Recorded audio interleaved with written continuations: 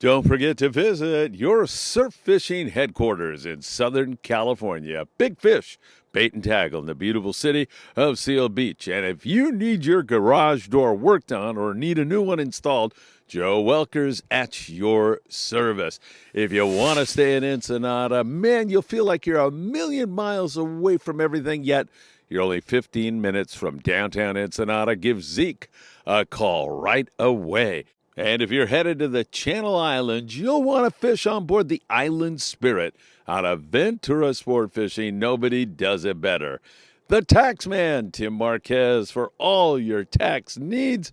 And for your heating and or air conditioning needs, you're going to want to see John Lopez at Efficient Heating and Air Conditioning. If you want to go to Catalina Island, do it on the El Patron. Go to www.longbeachsportfishing.org and get on the El Patron. And don't forget to support the Friedman Adventures channel by getting your merch today.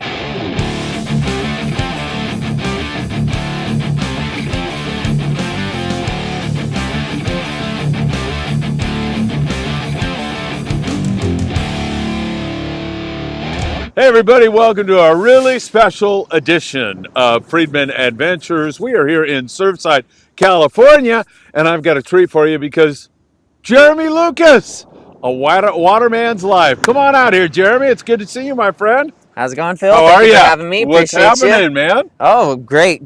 Can't complain to be here. Beautiful morning here my in Sunset. God. So Thank you. beautiful. Yeah, thank you for the invite. Oh, my pleasure. So we want to learn a little bit about your channel and delve into that a little bit more. But before we go any farther, tell us, how can we find your channel? Let's get that right up front. Yeah. And then we'll get into what you do and how often you do it and everything else. Perfect. A Waterman's Life. All one word is the easiest way to find it. You could literally throw it into Google. It will come up. But YouTube, Twitch.tv, and now Facebook. I live stream on all three of them. If I'm fishing, and I fish 3 days a week, I am live. From the moment I put my bait in the water to the moment I take my last bait out of the water, we are live the entire time. Not just updates, not just reports, the whole fishery. I absolutely love that because it's totally unscripted. And from one moment to the next, you don't know as the viewer what's going to happen. You might catch one, you might not catch one. There's that doubt, there's that mystery. I love it. 100%. There's even other boaters out there that sometimes I have to deal with, not just the fish. Yeah. So, there's a lot of personality going on beyond just fishing. There's a lot of community going on since I'm live. There's chats on all three platforms, and people talk with me, interact with me. They learn from me. I learn from them sometimes. It's a great, awesome experience that a lot of people don't even know about either. Yeah, exactly. A Waterman's Life. That suggests a waterman that you do more than just fishing. Is that true? Correct. Yeah. So I will do a lot of the outdoor shows. I'll go put on a silly sign, walk around, and show you guys all the booths and showcase the booths, the brands, and whatnot that want to be a part of the stream. I've done a whale watching trip down to Baja and Magdalena Bay, which was amazing. We literally got our hands on. I kissed a gray whale, all live on stream. Wow, that is awesome. And we do traveling stuff too. Like we've been to Brazil with Stoked on Fishing, and I did 7 days straight of Amazon rainforest peacock bass trophy fishing. It was amazing. So not only fishing, but also like the whale watching, and we will go and do shows as well, which is great for the community outreach. Man, those whale watch trips down there in Mag Bay and Scammons Lagoon, areas like that. Wow. Mind-blowing. Yeah. Absolutely mind-blowing. And those whales are just as curious as we are. Just as curious as we are. If they don't want to be around us, they don't. They're gone. Psh, gone. But some of those, they'll see the boat, and it's like they're back from last year. They come straight to the boat, and they're like, what's up? Scratching their back, scratching their nose. It's the funniest and most epic thing I've ever done.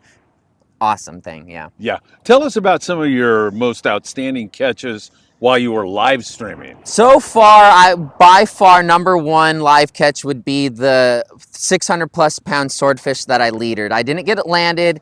It did blow up my rod, which is unfortunate, but those fish, they put your gear to the limit. But that was all live streamed. I literally had it to the boat several times, but it would keep running as soon as it got close.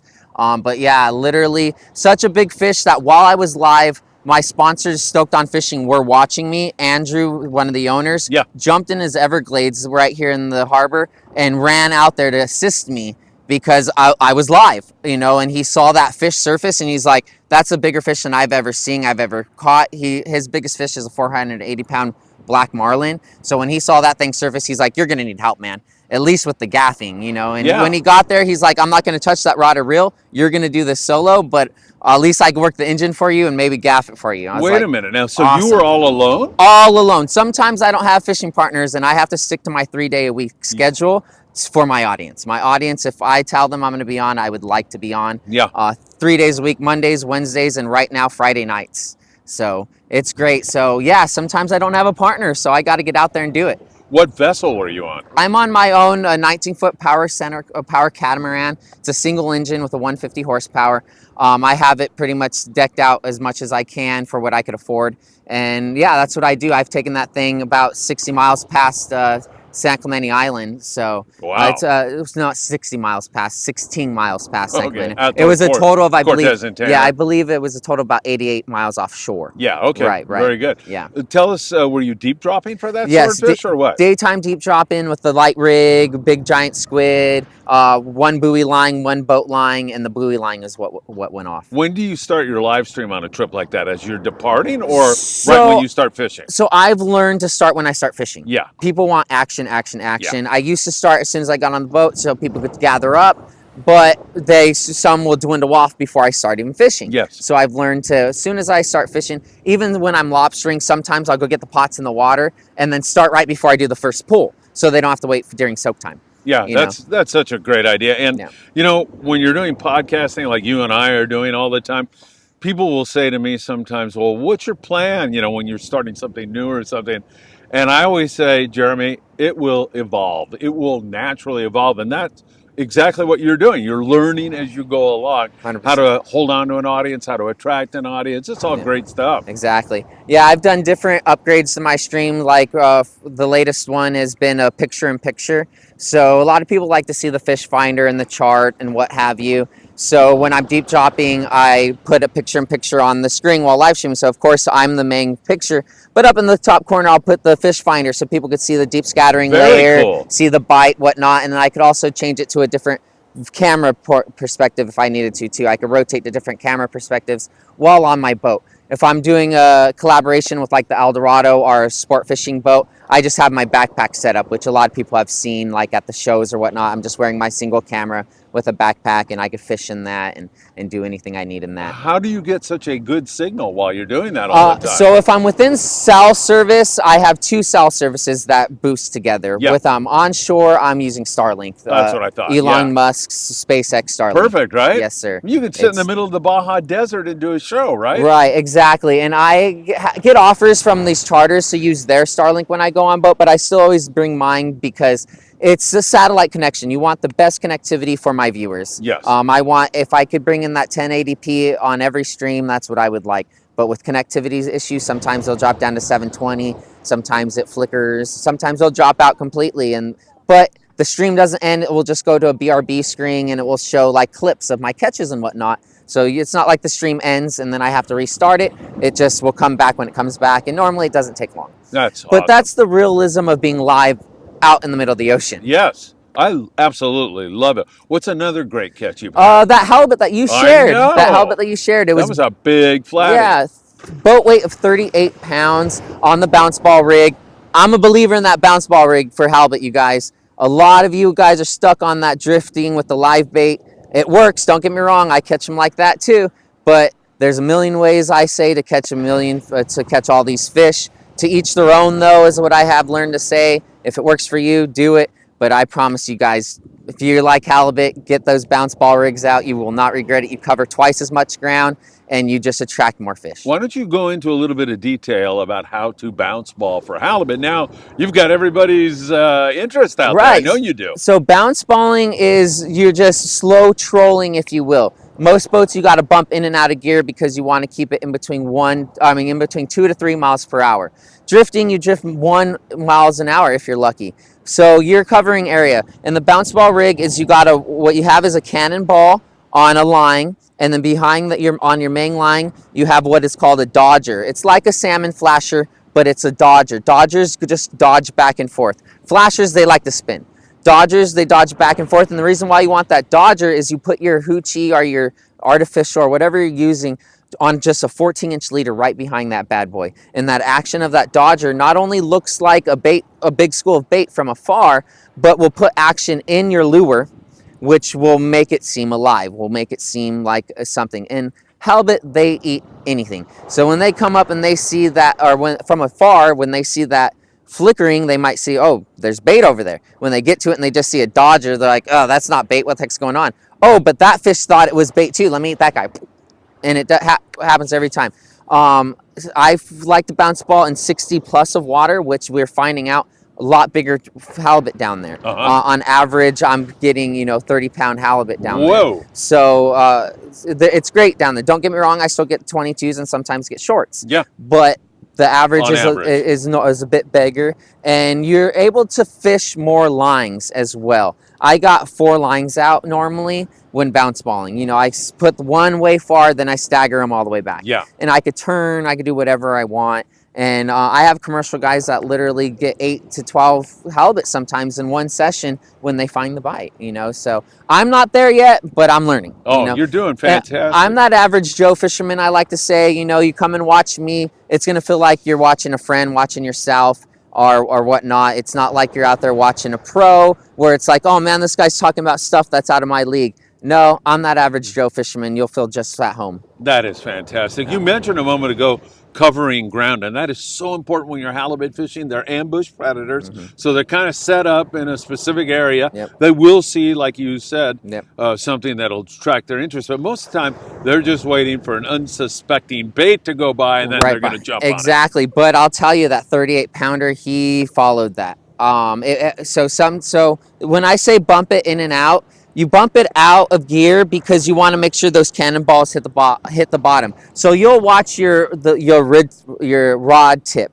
When it relieves, that the cannonball hit the bottom. Yes. So it had been probably easily 5 minutes before I had bumped it out. So who knows where those dodgers were? Yes. I'm theorizing that dodger was well off the ground, and that halibut came in fast and hard on that from a distance, not from an ambush. But they ambush all the time. We pass by them, and that's where the drifting comes in. Most drift bites are on the ambush.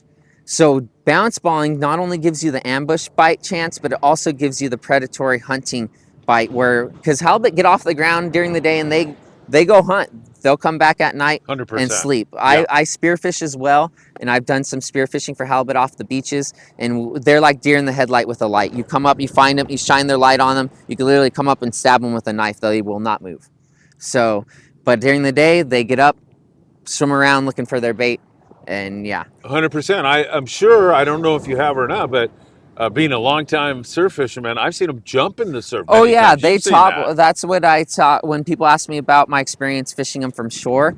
I'll tell them, don't hesitate to switch your baits up. Use that lucky craft that only dives a foot and a half, because they will eat the top surface bait. Use that drop shot that's a foot or 2 off the ground, because they are ambushing bait off the bottom too. I've caught them 2 feet off within the water, probably within 3 to 6 inches of water. Right when I'm coming up to the shore, bit. It's like, whoa, I thought I was done fishing. I thought I was going to be pulling that lure out of the water, and bam, it gets slammed.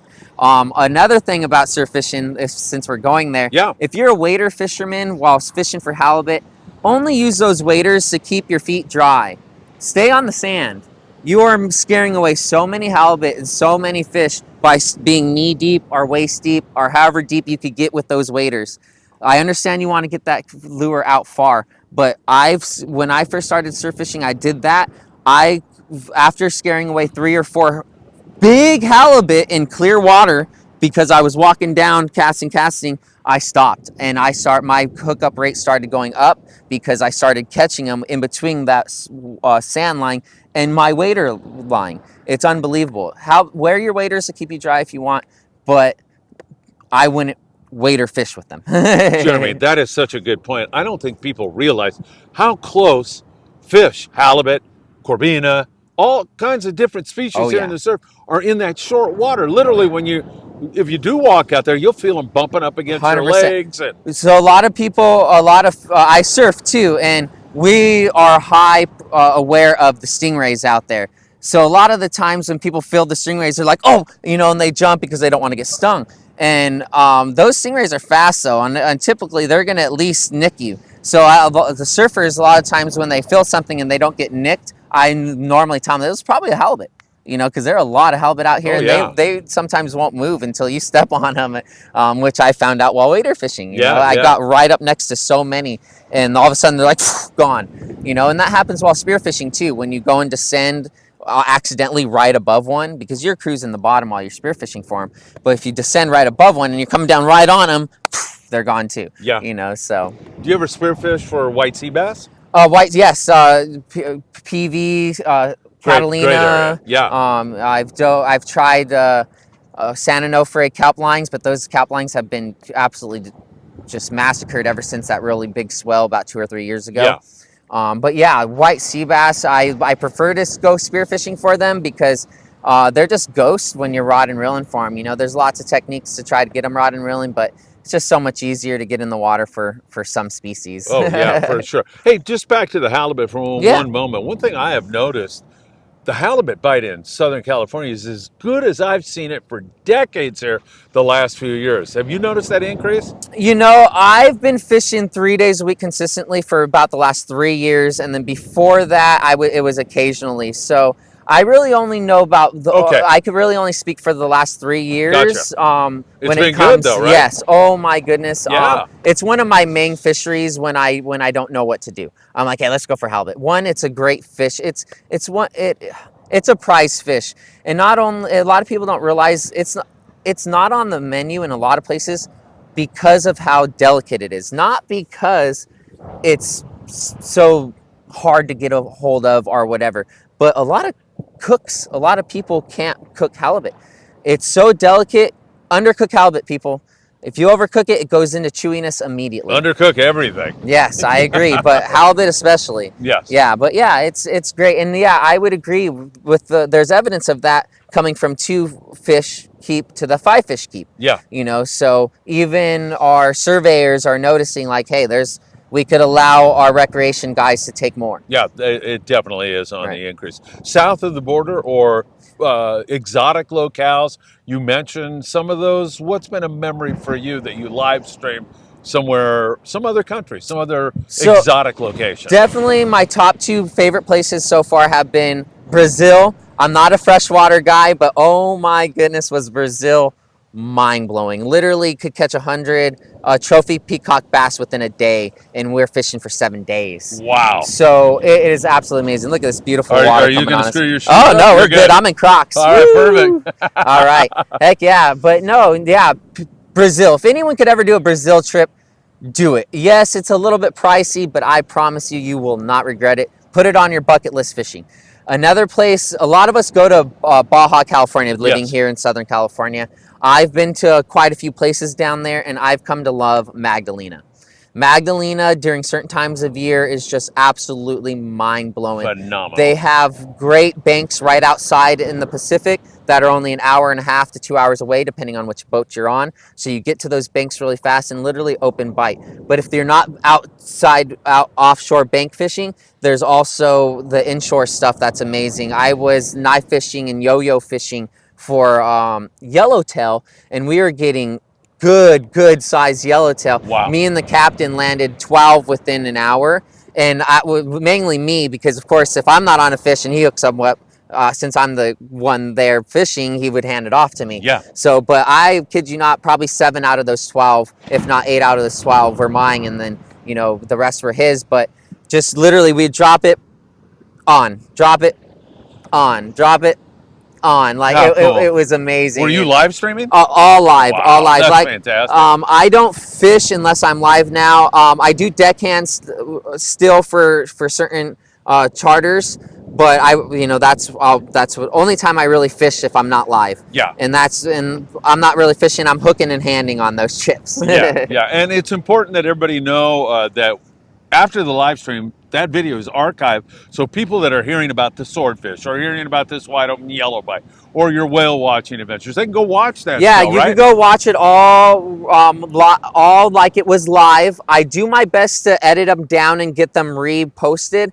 I'm only a one-man clan here at A Waterman's Life, though, so Man, I I know that feeling. try my hardest to get those edits out. But with live broadcasting 3 days a week and being a full-time caregiver for my main income, I'm a live-in caregiver, so Yes. so when I'm not streaming, I'm normally doing that, and when I'm are getting ready for my streams, Yes. so I find very little time to edit. So hey, if there's an editor out there that wants to help volunteer with the Waterman's Life, we could go a long way when I start getting there, you know. But hey, you never know. And Hey, that's the way to do it, man. I'm in yeah, the same boat as you. It's right. a labor of love, isn't it? It is. It really is. You know, you boat owners that are watching, you know how much it costs to run a boat on a day, and I'm doing that plus running the production.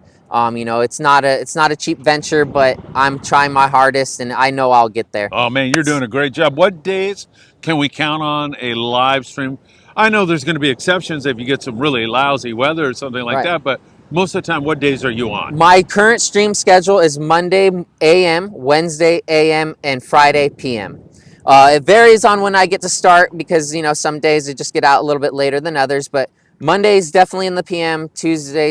Wednesdays definitely starts in the p.m. So it will go into, a.m. It will definitely go into the p.m. sometimes. And then Friday nights, since it's lobster season, it's lobstering. Friday night lobstering, p.m. time. I do it local here in the harbor, sometimes Catalina, sometimes other locations. Excellent.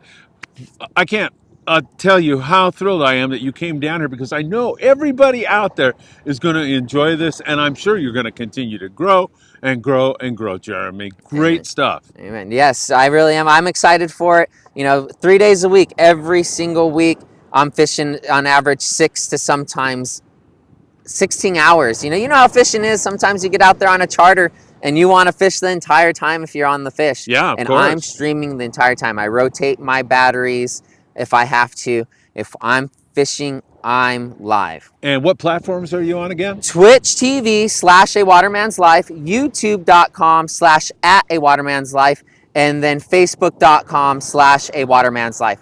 All platforms, A Waterman's Life, one word, you'll find me. Jeremy, thank you so much. What a pleasure, my friend. Thank you. Continued great success. You and I are going to have to do some fishing together I one of would these times love really, really that. soon. Me too. Love that. Thank you, Jeremy. Thank you.